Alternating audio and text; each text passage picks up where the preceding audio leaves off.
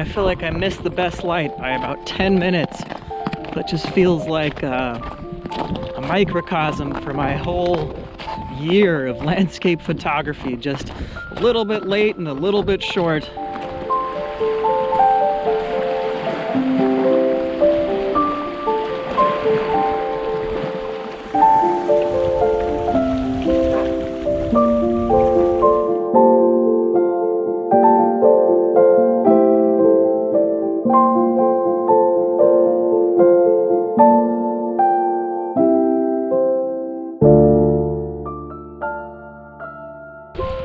Well, it's the end of the year, and I always like to spend the last days of any year sort of reflecting on what I accomplished and what I didn't accomplish, and on my goals for next year. My big question at the end of this year is, did I actually get worse at photography this year? Because I look back at some of the photos I took in 2023, and some of them are some of my personal all-time favorites. And then I look at the photos I took this year, and I can't help but feel like they're just not as good. But I don't know, there could be some reasons for that, and I'll get into that in this video.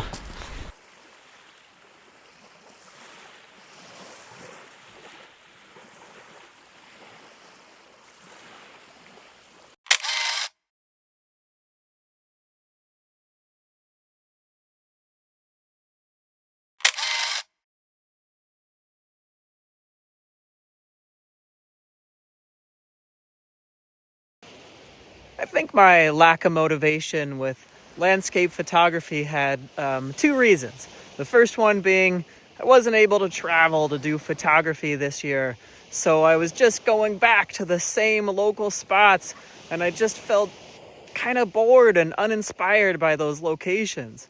The second reason is I've just been feeling like with landscape photography, it's really hard to come up with a style that's fresh and unique. And so instead I found myself trying out different styles of photography, like street and art photography. And though by no means I mastered them, I felt like it gave me something different that made me feel inspired by photography again.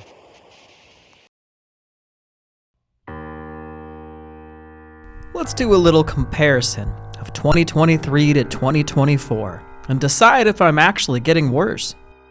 Landscape. As I mentioned, I've been feeling a little uninspired by my usual local locations. As a result, I feel my photos suffered. Mostly I think it's because when I'm feeling motivated, I simply get out more and commit to being in the best places during the best conditions.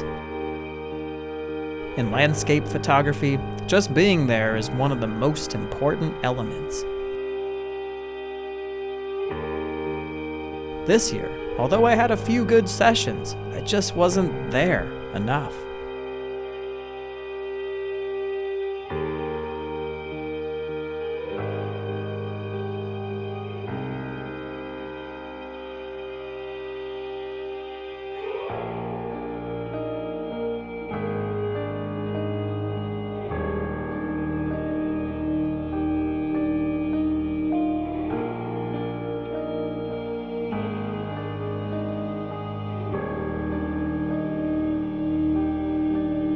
Aurora.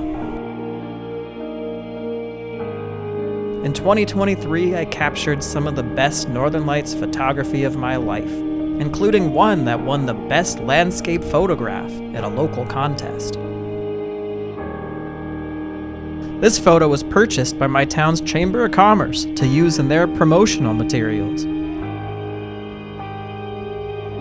2024, however, I felt like I was just striking out. Part of this is because the area where I live is cloudy so often. I mean, we get nearly twice as much rain as Seattle. It takes just the right combination of geomagnetic conditions and clear skies. But in 2024, my Northern Lights shots just feel flat compared to last year's. The desert. As in 2023, I went on a lengthy trip to the desert Southwest. However, this year my trip was not dedicated to photography. It was a family trip. And as a result, I was not able to commit to positioning myself in the best locations for the best conditions, and instead just had to make the best of wherever we were, whenever we were there. This illustrates a significant point in my growth, really anybody's growth, as a photographer, and one that I feel like I'm running into again and again. A key feature of what makes a photo and a photographer great is committing to being in the right place at the right time.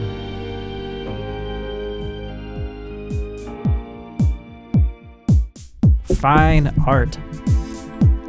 If there was one thing that maybe saved my photography in 2024, it was my interest in different genres.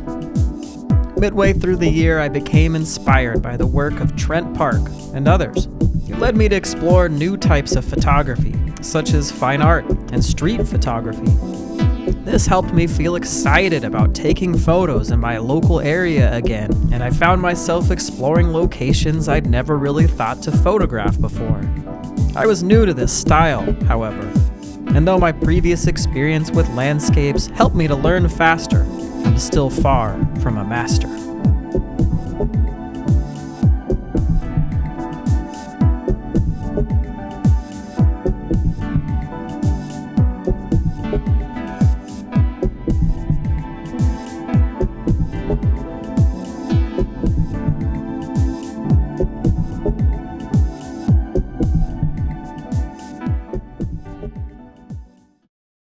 You know, looking back on those photos, there's actually a few that I do like. I think the difference between this year and last year is that there was just fewer to choose from when I was making this video. So anyway, Merry Christmas, Happy Holidays, and I'll see you next year.